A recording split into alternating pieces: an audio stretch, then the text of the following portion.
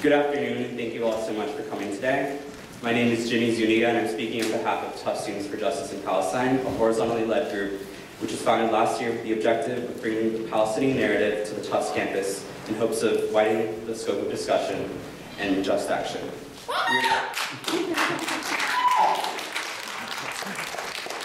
We are honored to present to you today Dr. Judith Butler, the Maxine Elliott Professor in the Departments of Rhetoric and Comparative Literature and the co-director of the Program of Critical Theory at the University of California, Berkeley. She is a world-renowned American post-structuralist philosopher, feminist, and gender theorist, and has written on topics of feminism, queer theory, political philosophy, and ethics. Today, Dr. Butler will be speaking about the nature of boycott politics and the BDS movement against the Israeli occupation. Today is also March 30th, or Palestinian Land Day, a day Palestinians dedicate towards commemorating land from which they have been dispossessed while loving and tending to the dwindling land that remains. Although I am not personally Palestinian, I think we can all empathize with the feelings that come with loss for any people and the universal human longing for freedom. It is this reason why we are sitting in this chapel today, and the reason why Dr. Butler's talk is so important. The Tufts Students for Justice in Palestine would like to thank the Tufts Anthropology Department, the Sociology Department, the English Department, and the Peace and Justice Studies Department for co-sponsoring this event, as well as Goddard Chapel, for making this event possible in such a beautiful venue. We are so grateful to be surrounded by the Tufts community, in which freedom of speech, difference of opinion, and the challenge of assumptions is valued in favor of achieving a more just world. We also want to leave time for question and answers after Dr. Butler's talk, because another event is, and that being said, another event is following this, so we're going to have to try and get out here by 6. Without further ado, I'm honored, and all of Tufts Students for Justice in Palestine is honored to present Dr. Judith Butler.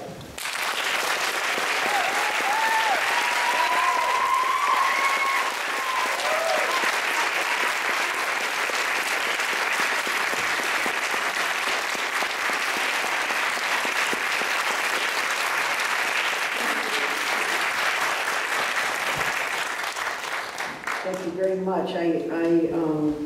I very much appreciate the invitation to be here and the very warm introduction. And I'm glad it worked out that I could come. I didn't come from California. I just came up from New York, so it wasn't all that dramatic.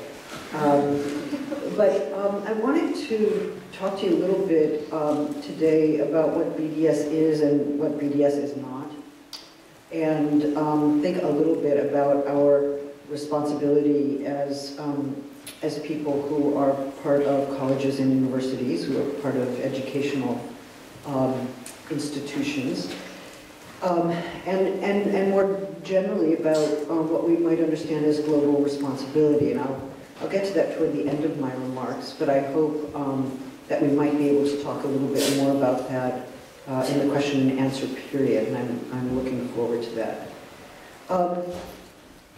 What I want to say first, and I say it often, but somehow, many people say it often, somehow it doesn't always get through, is that the boycott, divestment, and sanctions movement is the largest nonviolent resistance movement in Palestine.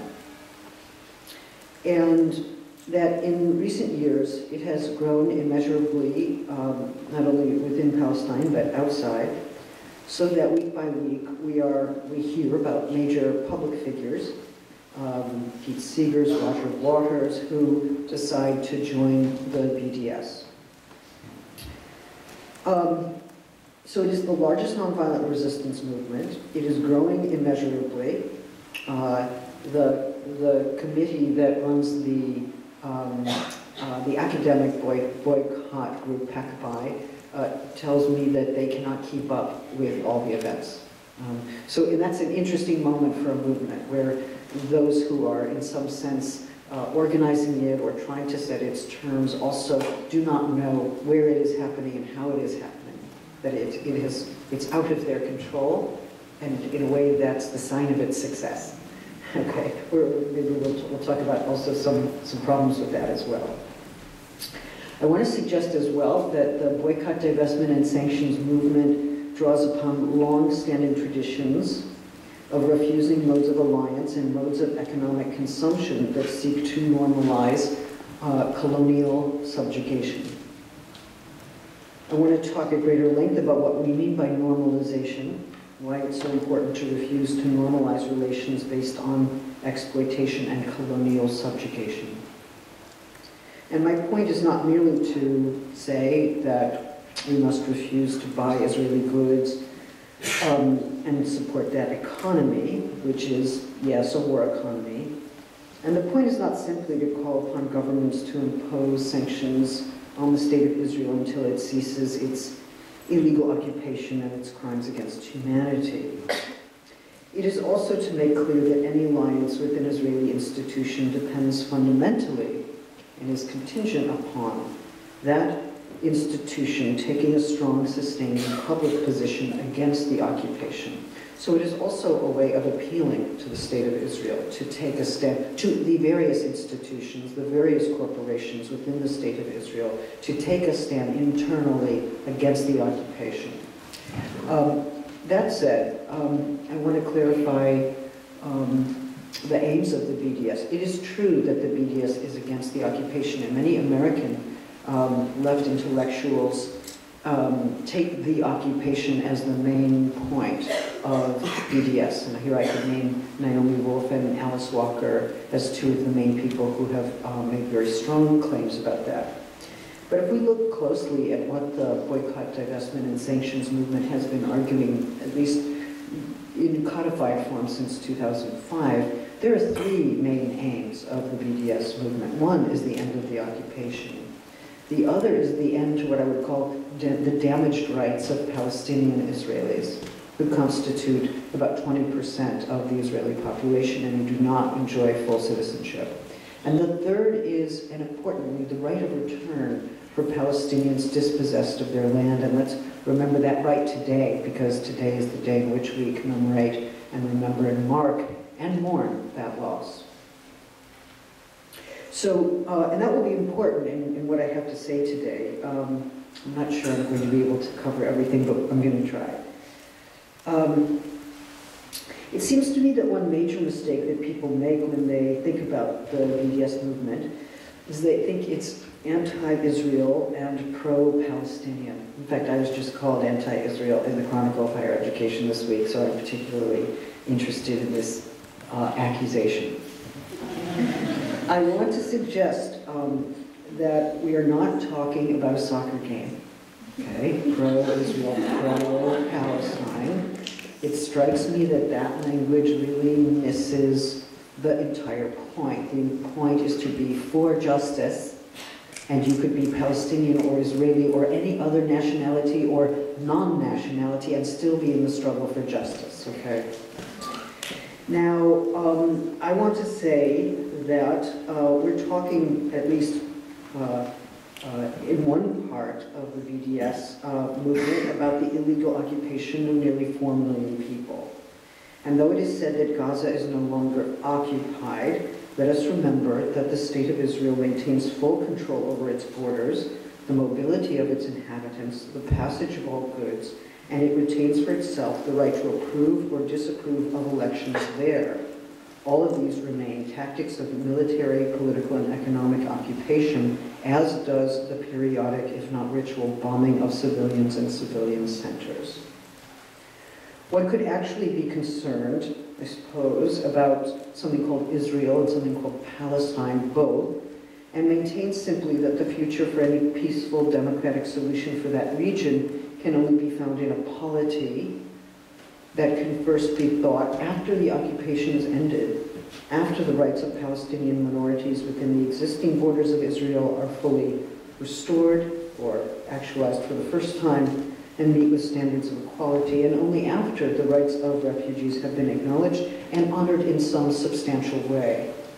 Not everybody knows in what way that should take place, but even the idea of convening an international conference on the right of return is apparently just so scandalous that we cannot even ask the question.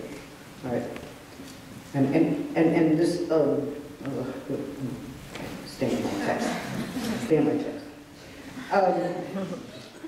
Okay, so if one holds out for these three aims, these three political aims, then one is not simply pro-Palestinian and against Israel. One is rather asking for a new constellation of political life in which the relations of colonial subjugation, which include land confiscation and expulsion, have come to an end. It's wise to assume that only then can every part of that population be understood to be part of democratic self-determination and participation, and only then can relations of equality and justice be presumed to prevail, or at least have a chance. My wager is that everyone's chance of living free of fear and aggression will be increased once those conditions of justice are achieved, and this means precisely that what will be just for the Jews will also be just for the Palestinians, and that in the end justice will make no distinctions between them or among them. Although many people who support BDS are in favor of a one-state solution, the BDS movement has not taken a stand on this explicitly. And it's not because they're hiding their stand, it's because, in fact, people have different views. Those who fear that BDS demands that the rights of return for refugees be honored seem to believe that if those rights are honored, then Palestinian Arabs would return to Israel in such numbers that Jewish demographic advantage would be destroyed. Jewish demographic advantage is, as you may know, the policy that maintains that there should always be a majority of Jews in that country. Its advocates prefer the number to stay at about 80%, and that this policy alone can maintain Israel as a Jewish state. But if Israel has within its existing borders, and let's remember that those borders have shifted and expanded and are still shifting and expanding, indeed, the shifting of the border is an instrument of land confiscation that has not ceased since 1948. In any case, if Palestinian Israelis constitute about 20% of the Israeli population, the descendants of the 750,000 to 900,000 Palestinians dispossessed of their lands and homes in 1948, if they were to have the right to return, then the numbers would indeed be overwhelming. But if the state of Israel were truly to become a democratic state, its measures for citizenship would not discriminate on the basis of religion, ethnicity, race, and the like. Indeed, it would become a plural polity, heterogeneous, Palestinian and Jewish, Ashkenazi and Mizrahi, and its claim to Jewish majority rule would in fact be undone. Although Jewish majority rule governs the internal politics of Israel and so pertains to those who are or who may become Israeli citizens, it is linked with the colonial occupation of Palestinians in the West Bank and the repeated expulsions of Palestinians from their homes, both in East Jerusalem and in the West Bank. In the latter case, they are deprived of lands and property, but also of citizenship. And even when they are citizens, they're not able to use the law, that is to say, within Israel, Palestinian Israelis, they are not able to use the law in ways that protect their rights in the same way that Jewish Israelis can. And this makes itself felt when it comes to buying and holding land, gaining employment in places and educational institutions, grants, fellowships, except those explicitly designated for Palestinians, and standing before a court of law. Indeed, the requirement in Israel that soldiers be given priority to housing, employment, and educational opportunities, coupled with the banning of Palestinians from the Israeli army. Good idea, everybody should be banned from the Israeli army. In any case, I mean, we need to call it and go the other way, right? Okay, but what I want to say is that means that they are always at a disadvantage. Indeed, Adalah in Haifa, the legal institution that defends Arab rights in Israel, has documented these inequalities on their website, and I would urge you to check that. Jewish majority rule is simply not justifiable on any grounds of equality or justice. And if one says, but the Jews are in an exceptional historical circumstance, given the history of anti-Semitism, the Nazi genocide against the Jews, and continuing threats of anti-Semitism, see Iran, then the response, it seems to me, has to be clear. There have always been large numbers of Jews who have fought in social justice struggles, who contest the radical inequalities that form the basis of Israel's claim of Jewish sovereignty and Jewish demographic advantage. There's a long history of anti-Zionist Jews, and within Jewish intellectual and religious thought, there are many traditions that oppose state violence, forms of social and political inequality, and that call for modes of cohabitation across racial, ethnic, and religious difference. So it is hardly anti-Semitic to call for radical democracy. And if someone says that BDS is anti-Semitic, you might claim first that Israel does not represent all Jews, and secondly, that to be for BDS is to be for social justice, and it would in fact be anti-Semitic to claim that Jews do not struggle for social justice. Not only are there many who struggle for BDS, including prominent members of Jewish Voice for Peace and anti-Zionist Jewish groups, but they are struggling with Palestinians and various groups across the globe enacting precisely those principles of working together across those kinds of cultural differences that characterize true democratic struggle. These inequalities are unacceptable by any international measure of human rights and equal treatment. And yet, to understand the situation, we have to see how the rights of Palestinian minorities within the border, which I would call damaged rights, are related to the rights of those living under colonial occupation. For there are, as I will repeat, three main points to BDS: occupation, the rights of Palestinian minorities within the borders of Israel, and the right of return for refugees. As you doubtless know, Israel has built on a series of land. Israel has been built on a series of land confiscations that preceded 1948, continued through 1967, and continue now with the extension of settlements, the building and rebuilding of the wall, and the strategic ways in which the borders are constantly expanding when checkpoints are arbitrarily located. And even if we start with this presumption that the state of Israel does not exist without the practice of illegal land acquisition and confiscation, as I think we must start, we're still brought back to two facts that compel us to ask how we are to understand the nation of Palestine and in what ways that nation can and must be specified.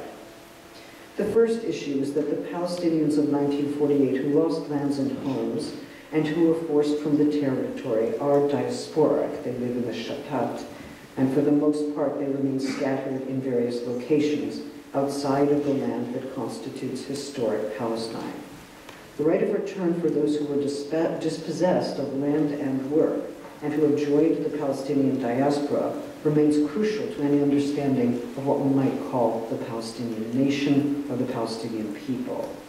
Historically considered then, the nation of Palestine is not bound by any existing or negotiated borders, which means not only that rights and obligations extend beyond existing boundaries, but that existing boundaries are the effect of illegal land appropriations.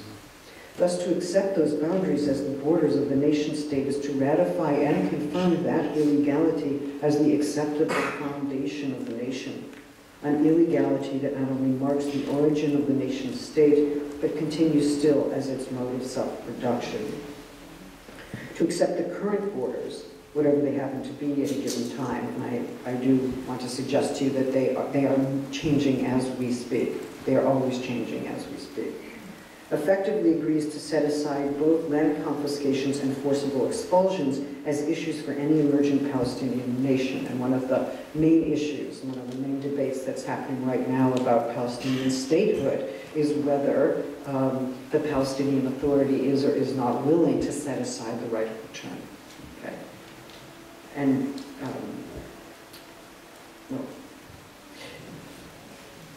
the last thing they've said is, we'll find a just solution for that somehow.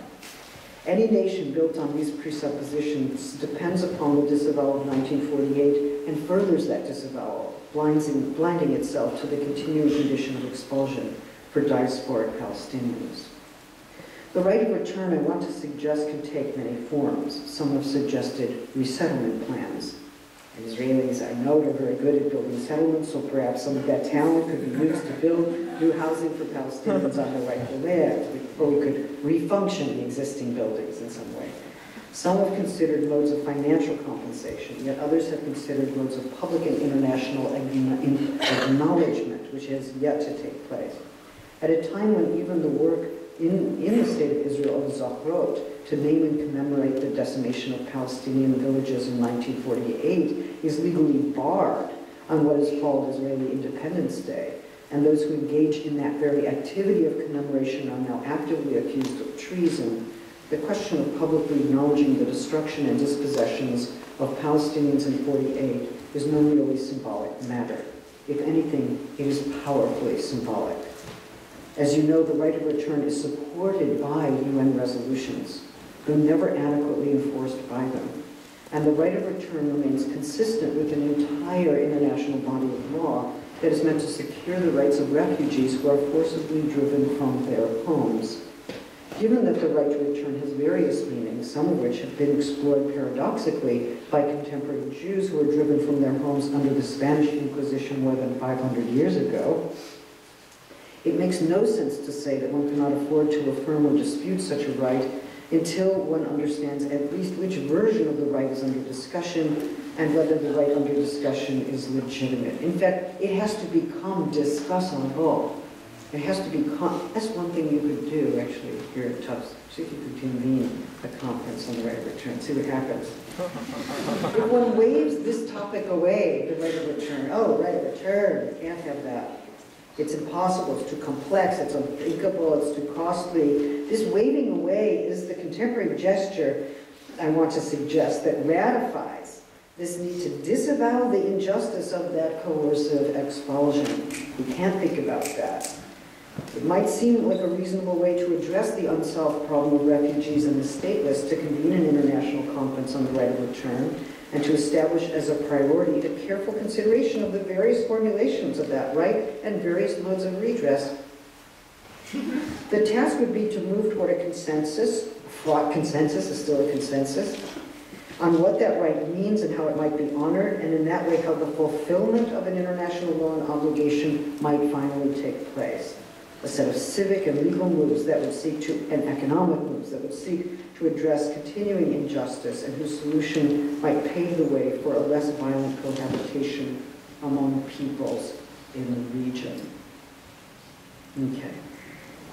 Indeed, sometimes when I bring this up, people say to me, oh, well, the Palestinians will then suddenly and forcibly enter the homes of Israeli Jews and dispossess them of their kitchenware and their property.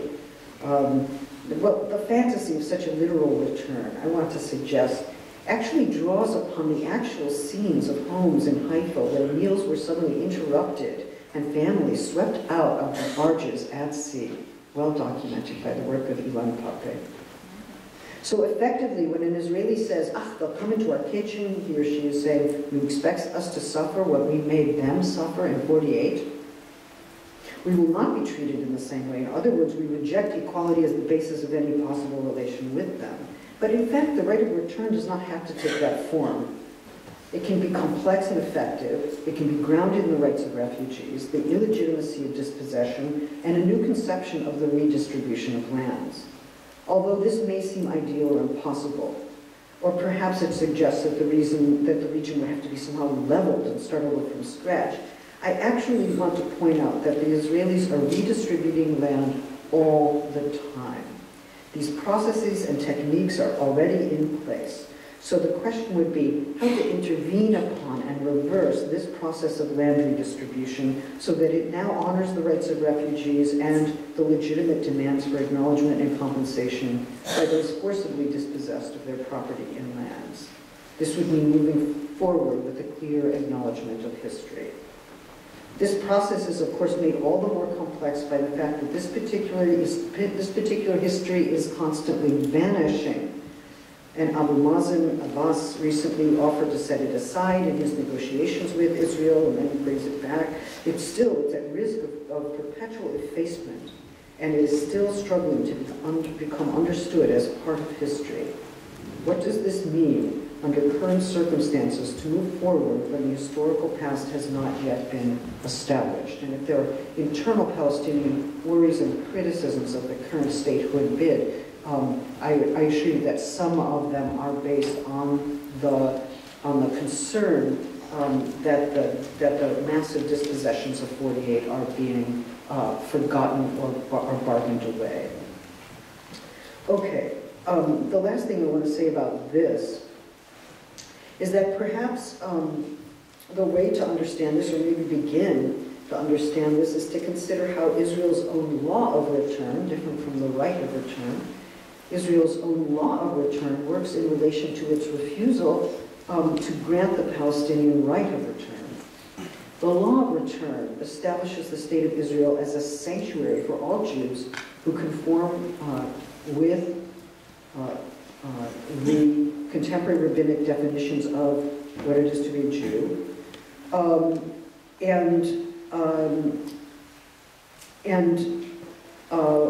One of the most massive and consequential contradictions committed by the founding of the State of Israel was to establish the state, interestingly enough, on the basis of the right of refugees to seek sanctuary from their forcible expulsion from Europe, which in turn, without recourse to that self-same principle, led to the forcible expulsion of Palestinians from their lands and hence the production of a new class of refugees.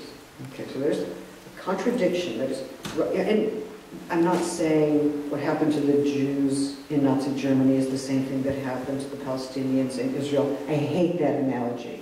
Okay, I don't make that analogy. I'm not interested in it. What I'm talking about is what the principle was that was used in the founding of the State of Israel. The rights of Jewish refugees have a need for sanctuary. The international community must acknowledge and institute and enforce that right. And the sanctuary will be in Palestine, right? And then as that the right of refugees gets institutionalized, it produces a new class of refugees who are denied the right to sanctuary and the right of return. Okay. So the question we might ask of any invocation of the rights of refugees is simply this: how might the rights of refugees be formulated in relation to rights against forcible dispossession and expulsion, rights that are equally important to minorities? These are rights that belong to minorities precisely as they lose their minority status and become stateless, so Palestinian Israelis when they're threatened with transfer or expulsion.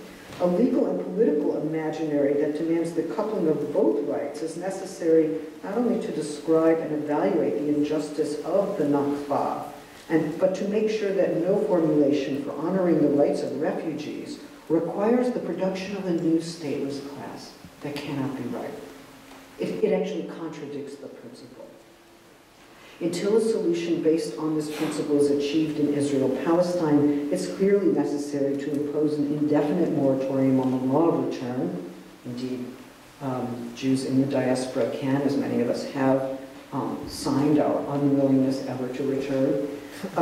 Indeed, under conditions in which the law of return is instrumentalized time and again to secure the demographic advantage of the Jewish population, it is patently discriminatory and anti-democratic. So, to bring this part of my discussion to an end, I just want to say the following. Until a law of return is coupled with the right of return, there should be no law of return. Since the existing law of return is designed to foreclose the right of return, the law of return is still and again engaged in the production of a stateless class, the maintenance of a stateless class, thereby canceling the principle of its own legitimation. And though it appears to be based on the rights of refugees, it works to abrogate those very rights, which means that the law of return, which is supposed to support the rights of refugees, actively denies the rights of refugees. Okay. And the political consequence raised here is not completely settled by the establishment of legal status and claims for diasporic Palestinians from 1948, or indeed from 1967, or indeed those who were forced out of Beirut in 1982, or further dispossessed by Oslo in 1993, or for all of those who live still, sometimes after several decades, in refugee camps throughout the region, but especially in southern Lebanon. By the right of return is meant modes of legal restitution and acknowledgement, as well as rights of resettlement. Okay. Indeed, my worry is that given the shifting demographics of the region, the only way that the project of demographic advantage, the hallmark of contemporary Zionism, can continue is by claiming more land, dispossessing and expelling more people of non-Jewish descent, mainly Palestinians and Bedouins. In 1999, Edward Said predicted that demographic advantage for Jews would be lost by 2010. What he did not calculate was how the law of return would be invoked to increase Jewish immigration, how both new land confiscations and new boundaries would alter demography.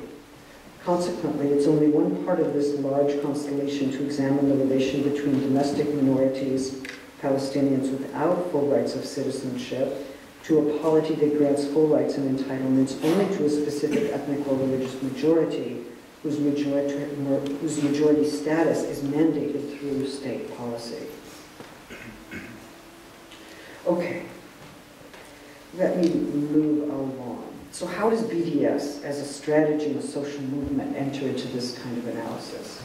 In the first instance, it makes clear that it's not possible to conceive of this conflict as having two sides, each of which face each other with equal power and equal desires. That notion of coexistence or cohabitation simply erases the relation of enforced colonial subjugation that keeps Palestinians as partial citizens inside the border and the stateless outside the border. So to enter into cultural exchange, or simply to treat both sides as if they are two disgruntled groups who need to achieve an understanding through therapeutic methods, is precisely to refuse to see that the structure of colonial subjugation has been articulating this relationship and articulates it still, and it is one in which Israel maintains subjugation, land confiscation, and expulsion as three main ways of maintaining demographic majority and disenfranchising Palestinians more generally. So to accept this particular structure of the Israeli state is, at least in my view, not possible. So if one is asked to do business with the state on the assumption that the state will not change its anti-democratic structure, then one has to say no. If one says, yes, I accept to do business with you as you are, then one ratifies the assault on democracy. Indeed, one normalizes that assault, one makes it acceptable, one considers it part of the ordinary, and offers affirmation for that continuing injustice.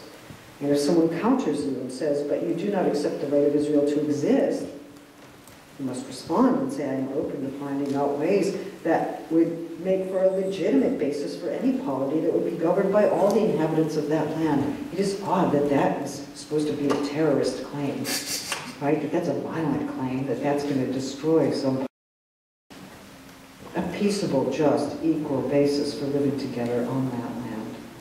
There's no other answer than the traditions of radical democracy that we have. Perhaps in light of the above analysis, you can see why more limited forms of boycott are problematic or maybe not always sufficient. There are those who give limited support to forms of boycott that target only the settlements. And I'm glad for that. I saw a whole list of university professors who agreed to boycott the universities that are part of the settlements. And I think that's good. Or there are those who will engage the boycott because they find the occupation to be unjust, so they date the beginning of injustice in 1967 rather than some of us who dated in 1948. But that's also good that there are people who do that. I think it's also good that there are people like me who say that maybe we need to go a little further. But I also see that as building. You know, sometimes one takes one step at a time and then it leads one to consider the next step. So it's not that I want to say these are wrong. I want to say they're good and they're partial. They're necessary and they're partial. The reason why the global boycott, divestment, and sanction movement includes among its goals the rights of Palestinians dispossessed in 48, as well as the damaged rights of Palestinian Israelis, is that it's not possible to restrict the problem of Palestinian subjugation to the occupation alone. We have to remember that both of these are linked fundamentally with expulsion. If we fail to see the structural link between the Israeli demand for demographic advantage and the multivalent forms of dispossession that affect Palestinians, and I want to argue that incarceration levels are amazing, is also a form of dispossession. Okay? It's not necessarily being exiled external to existing borders, but it's been having to live in dispossession within confinement. So, coexistence requires working within a framework that disavows colonial power, and colonial power becomes a precondition of coexistence, right? Colonial subjugation gets taken for granted and institutionalized as the precondition of coexistence. That means that there is only coexistence on the condition that colonial power stays in place and out of sight, or in sight but accepted as ordinary. Now that doesn't mean I'm against coexistence, actually. I'm in favor of cohabitation, but I want to ask the question of what would be the conditions. What would be the conditions of a just, viable, enduring democratic cohabitation? That is my aim, that is my goal, that is my wish, it's my mad desire, right? It's why I take the train. But what I want to say is that if we think, oh, we have to struggle for coexistence rather than boycott, then it seems to me what we're saying is coexistence on existing terms is coexistence on terms that presume and instate and ratify inequality, subjugation, and the continuation of settler colonialism. So what kind of coexistence would that be? It would be a coexistence in which those who suffer give up their claim to justice. Okay, that cannot be the way it works. Indeed, my sense is that coexistence projects would fare better if they had as one of their guiding aims the undoing of Israeli colonial power and military force. Indeed, my wager is that coalitions could be more easily built with such an aim in mind, and we might catch a glimpse of what substantial coexistence could mean for the future. And I also want to say that I think that the BDS is the place where coalitions are actually happening. So if people say, I can't be for boycott, I'm for coexistence, what you could say is that boycott is the mode of solidarity that gives us gives us the hope for eventual just coexistence. Some people claim, well, boycotts, BDS, discriminate against citizens from Israel or against particular countries, and that the problem is that boycott and divestment and sanction movements more generally are discriminatory.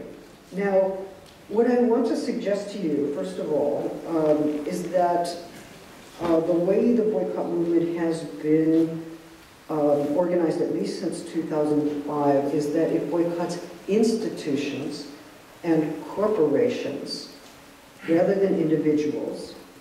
And it seeks to overcome the presumption that individuals are the same as the cultural institutions that they represent. In other words, my ability to ally with or work with somebody who is Israeli is not at all affected by my boycott politics. But I will not speak at an Israeli university, and I will not engage in a joint project that is funded by an Israeli university until that university actually takes a strong stand minimally against the occupation. That would be great. Then you can have my name. Then I'm on. And I'm on. So the question is how to put pressure on institutions, not how to discriminate against people on the basis of their citizenship, if they have citizenship. So the boycott does not mean that its supporters fail to work with Israelis. Indeed, there's a boycott me movement within Israel. It does not mean that Israelis are not hired for positions or not invited to conferences. I oppose that view. It doesn't mean that you cannot write with them, but matters become quite different if you agree to go to any Israeli cultural institution as a cultural worker or academic and agree to appear there to be hosted by them when and if that institution has not clearly and in a sustained way opposed minimally the occupation, one of the requirements really of BDS. I would say it makes no sense to go to any Israeli institution. If you go, it will be taken as a sign that you oppose the boycott. Indeed, it was the very first thing that was said about me when I tried to speak in Tel Aviv in 2004. I was there to speak about gender.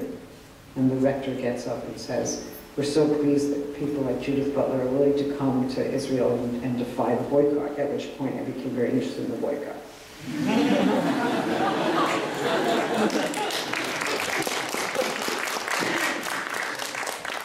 Of course, as a movement, people join in partial ways. They begin to see clear links between companies that sell military machinery to the state of Israel that's directly used against the Palestinian population. Military machinery that sometimes has no other function but to destroy homes or to destroy or injure lives. Selective boycotts tend to accumulate over time. They begin to provide precedents for broader movements. So it's one thing to say that there are companies making weapons or building walls, like Edvit, boycotted by the state of Norway, that do not deserve to be invested in. But if the analysis extends to other companies and then to state actors, at what point does the boycott extend to both companies and to states who are actively engaged in the same sort of production? It's of course one thing to target companies and even state actors who actively contribute to the occupation. It's another to target those companies, institutions, and state actors who fail to oppose the occupation, and whose non-acting in this instance is regarded as complicity with the occupation as it is within the state of Israel. So most of the boycott efforts against universities in Israel take this last form. Similarly, with divestment, at what point does the selective application of socially responsible investment policies become interpreted as divestment? If investments are withdrawn from specific companies because of their production of military material, regardless of where they are situated, then the policy does not take aim at the state, but only at companies who make certain kinds of products that are clearly used for socially irresponsible reasons, i.e. the demolition of home and the injury or destruction of lives. But if it's not possible to distinguish that company from the state where the military products are used because of binding contracts or shared personnel, and if those military products are used for the purposes of instating a segregation of populations on the basis of ethnicity or religion, or if those military goods are used to commit repeated abrogations of international law, then new criteria for responsible divestment have to be added to the old.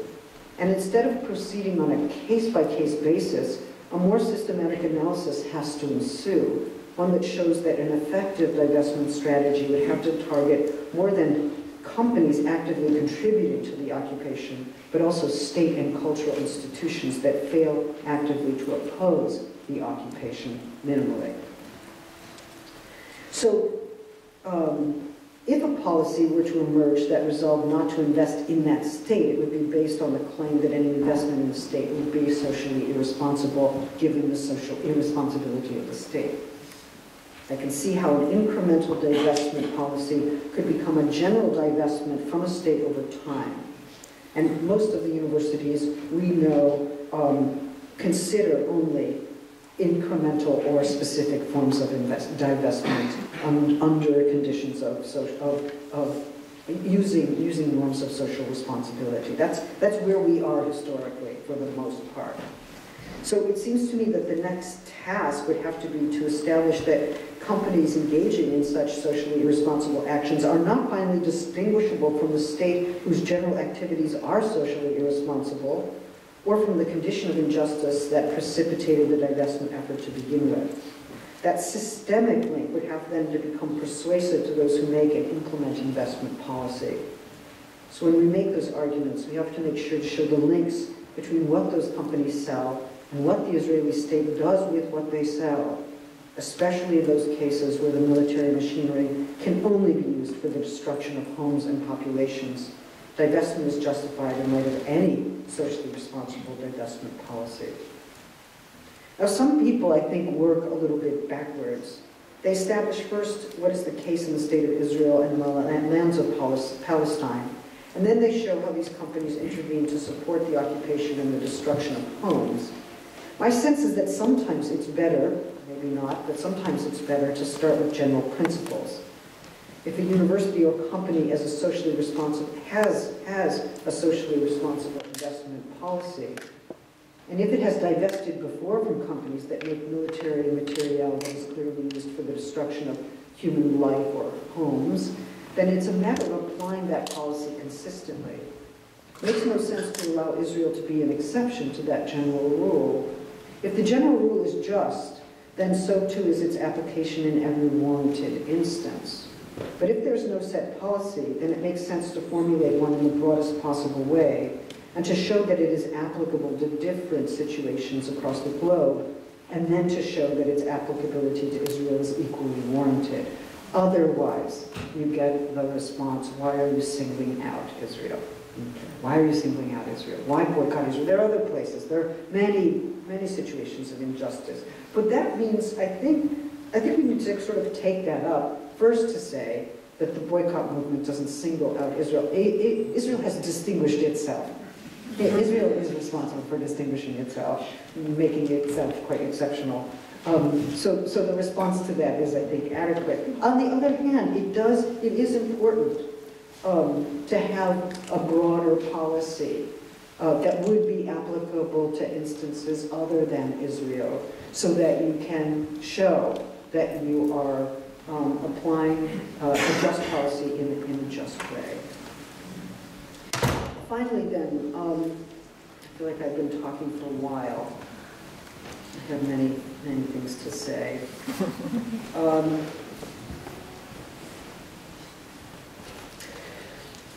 One of the interesting developments came a couple of years ago when Naomi Klein, the writer,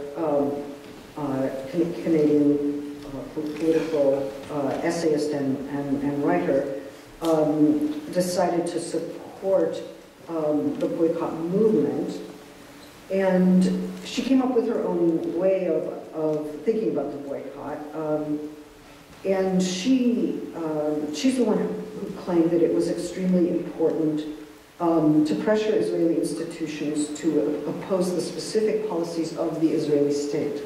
Right? So to put, at least in the academic and cultural boycott, to put pressure on Israeli cultural and educational institutions to criticize their state explicitly, even though it would risk, even though they do risk becoming defunded by that effort.